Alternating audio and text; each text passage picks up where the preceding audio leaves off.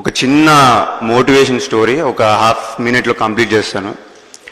ఒక సెయింట్ ఉంటాడు, అతనికి ఫ్యూ డిసైపుల్స్ ఉంటారు, ఆస్ట్రోనమీ నేర్పుతుంటాడు వాళ్ళందరికీ. సో ఆయన అంటారు, లైఫ్లో ఏదన్నా సాధించాలి అంటే ఒక బర్నింగ్ డిజైర్ ఉండాలి అని చెప్తారు. అంటే ఒక క్యూరియస్ స్టూడెంట్ నాలాగా మనలాగా వెళ్ళి, గురుగారు బర్నింగ్ డిజైర్ అంటున్నారు అంటే ఏంటి నాకు అర్థం కాలేదు.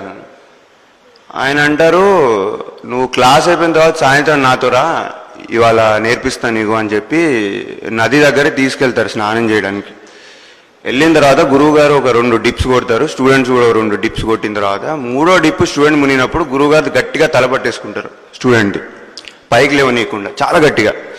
స్టూడెంట్స్ అరే గురువుగారు ఏదో ఆట ఆడుతున్నారు అనుకుని ఫస్ట్ లేవడానికి ట్రై చేయరు, కానీ ఊపిరాడదు కదా, కూర్చోపోయిన తర్వాత చాలా గట్టి ప్రయత్నం చేస్తాడు, అయినా కుదరదు. గురువుగారు ఇంకా గట్టిగా పట్టుకుంటారు, లాస్ట్కి జయించి పైకి వస్తాడు.